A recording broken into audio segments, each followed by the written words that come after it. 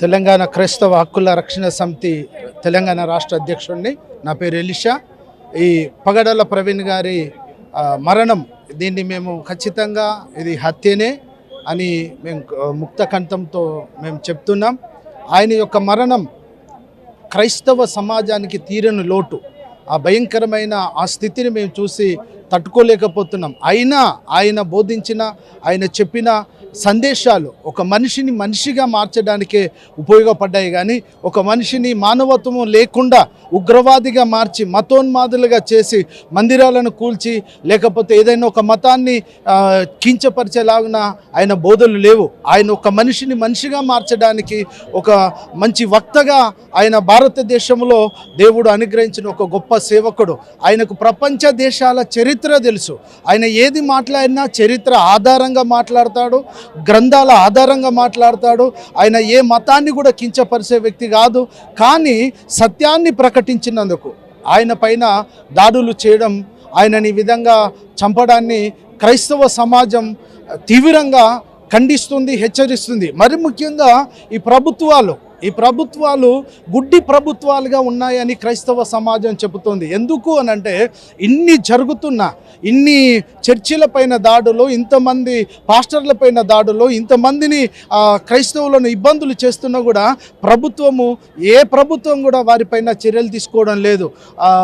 అలాంటి పరిస్థితుల్లో ఇంత గొప్ప వ్యక్తిని కోల్పోవడాన్ని మేము బాధపడుతున్నాం, తీవ్రంగా ఖండిస్తున్నాం. చూసుకుంటే ఇజ్రాయెల్ పైన కూడా ఒక హత్య అటెంప్ట్ జరిగింది. సో ఆయన చనిపోయారు, ఆ నిందితుడు దొరికిండు. బట్ ఈ క్రైస్తవుల పైన పదే జరుగుతున్నాయి ఘటనలు. ఎట్లా చూడాలి? అయితే క్రైస్తవులు ఎవరిపైన దాడులు చేసే వాళ్ళు కాదు, ఎవరిని విమర్శించే వాళ్ళు కాదు. ఒక చెంప కొడితే ఇంకొక చెంప చూపేవాళ్ళు. యేసుక్రీస్తు బోధలు, ఆయన నిన్ను వల్ల నీ పొరుగు వారిని ప్రేమించమని చెప్పిన ఆయన బోధలను మేము అనుసరించి నడుస్తున్నాం. దాన్ని చాలామంది అలుసుగా తీసుకొని అది మా చేతగానితనమని చూసుకుంటూ మా పైన దాడులు చేస్తున్నారు. ఇలాంటి దాడులు ఇక తిరిగి పునరావృతం కనుక అవుతే, క్రైస్తవ సమాజం తిరగబడడం ప్రారంభిస్తే ఏ ప్రభుత్వాలు ఏవి కూడా క్రైస్తవులను ఆపలేరని హెచ్చరిస్తున్నా. ఇప్పటికైనా ప్రభుత్వ యంత్రాంగాలు దీనిపై స్పందించాలి, సరి అయినటువంటి ఒక న్యాయం చేయాలని మేము హెచ్చరిస్తున్నాం. అదేవిధంగా ఇప్పుడు అక్కడ ఉన్నటువంటి డీజీపీ గారు, అక్కడ జరిగినటువంటి స్థితిని అక్కడ ఎస్పీ గారు మాట్లాడుతూ ఇది యాక్సిడెంట్గానే ఉన్నట్టున్నదని ఏవో చూపుతున్నారు. దానికి ముందు ఉన్నటువంటి ఫుటేజీలు చూపట్లేదు. దాని తర్వాత ఆ పొగ వచ్చిందని, స్మోక్ వచ్చిందని చెప్తున్నారు. దాని తర్వాత ఒక 2-3 నిమిషాల ఫుటేజ్ కూడా చూపట్లేదు. అంటే ఇవన్నీ కూడా దానికి ముందు మతోన్మాదులు యూట్యూబ్లో పెట్టారు 50 లక్షలు ఇస్తే అన్ని రిపోర్ట్లు మారిపోతాయని. అలాంటి వారిని ఎందుకు అరెస్ట్ చేయట్లేదు? అలాంటి వారిని ఎందుకు ప్రశ్నించట్లేదు? పగడాల ప్రవీణ్ గారు చనిపోకముందే ఒక మతోన్మాది ఆయన ఈరోజు రాజమండ్రికి వస్తాడని ఆయన ట్విట్టర్లో పెట్టారు, పోస్ట్ చేశారు వాళ్ళు. అయినా వాళ్ళ మీద యాక్షన్ లేదు. ఈ రాధా మనోహర్ దాస్ అనే వ్యక్తి, ఆయన క్రైస్తవులను హీనంగా, బైబుల్ను హీనంగా, యేసుక్రీస్తును హీనంగా మాట్లాడుతుంటే కూడా రాజ్యాంగానికి విరోధంగా మత కల్లోలాలు రేపడానికి ప్రయత్నిస్తుంటే కూడా ఈ 2 తెలుగు రాష్ట్రాల ప్రభుత్వాలు గుడ్డి వారుగా చూస్తున్నట్టుగా వదిలేస్తున్నారు.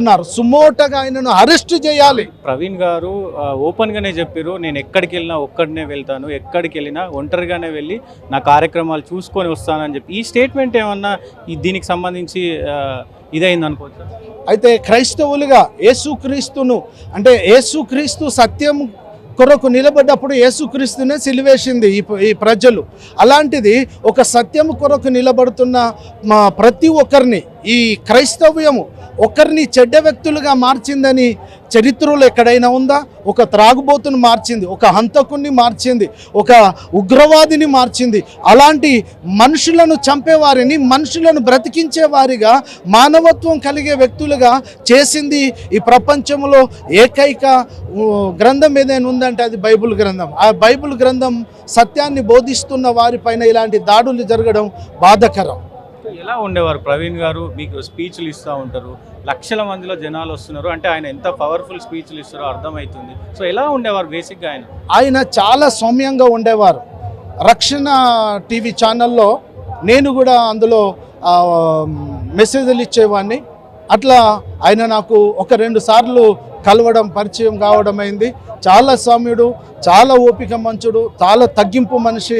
ఆయన ఆఫీసులో వాచ్మెన్ మొదలుకొని ఆఫీసర్ దాకా ఒకటే లంచ్, అంటే అందరూ సమానం అని క్రీస్తు చెప్పిన బోధల్లో అందరినీ సమానంగా చూపిన వ్యక్తి ఆయన ఒకడు. ఆయన బోధలు ఒక్కొక్కరిని ఉజ్జీవంగా నడిపించాయి, ఒక త్రాగుబోతును మార్చాయి, హంతకులను మార్చాయి, అలా ఒక మనుషులుగా మార్చిన బోధకుడు. మీరు ఎప్పుడు చివరిసారిగా ఆయనని కలిశారు? ఏం మాట్లాడారు అసలు? చివరిసారిగా మేము కలవలేదు ఆయనను, చాలా సంవత్సరాల క్రితం. రీసెంట్లీ మా కరీంనగర్ జిల్లా చొప్పదండికి వచ్చారు. సో నాకు కొత్తగూడెంలో మీటింగ్ ఉన్నప్పుడు నేను అక్కడికి వెళ్ళాను, ఆయనను కలవలేకపోయాను. ఆయన చాలా మంచి వ్యక్తి. ప్రభుత్వాలకి ఫైనల్గా ఏం డిమాండ్ చేస్తుంది? ప్రభుత్వాలకి ఫైనల్గా డిమాండ్ ఏంటంటే, ఆయన వెళ్తున్న బైక్ ఫుటేజ్ మనం ఫస్ట్ది వాళ్ళు రిలీజ్ చేసినప్పుడు ఆ లైట్ రావట్లేదు, అది పగిలినట్టుగా ఉంది. ఆ తర్వాత ఆయన వెహికల్ లైట్ వచ్చినట్టుగా, ఆ పొగ వచ్చినట్టుగా అవి ఉన్నాయి. ఆయన బైక్ పైన బ్యాగు లేదు. ఆయన వేసుకున్న షూజు ఇప్పి పెట్టినట్టుగా ఉన్నాయి. ఇవన్నీ చూస్తే ఆ బైక్ ఆయన పైన పడడం, ఎవరైనా బైక్ యాక్సిడెంట్లో పడితే ఎక్కడైనా ఎగిరి పడతారు, లేదా అలాగే పడితే ఇలా పడతారు, కానీ బైక్ కింద ఎవరు పడరు. ఇప్పటి వరకు అలాంటి యాక్సిడెంట్లు చూడలేదు. పోస్ట్ మార్టం రిపోర్ట్ 29వ తారీఖు రాబోతుంది. దీంట్లో ఏమైనా జాప్యం జరుగుతుంది అనుకుంటున్నారు?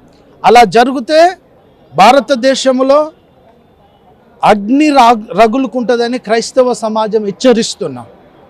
న్యాయమైనటువంటి తీర్పు ఇవ్వాలి. 50 లక్షలు ఇస్తే అన్నీ మారుతాయని చెప్పిన మతోన్మాదులను సుమోటగా అరెస్ట్ చేసి వాళ్ళు ఇలా పోస్టులు పెడుతున్నారు. ఏరా తెలంగాణలో క్రైస్తవులు ధర్నాలు చేస్తారా, రండిరా దమ్ముంటే అని. ఇలాంటి వారిని సుమోటగా అరెస్ట్ చేయాలి. అరెస్ట్ చేసి మేము న్యాయం చేస్తున్నామని ప్రభుత్వం చిత్తశుద్ధిని ప్రకటించుకోవాలి. అది ప్రకటించుకోవాలని మేము గవర్నమెంట్లను డిమాండ్ చేస్తున్నాం.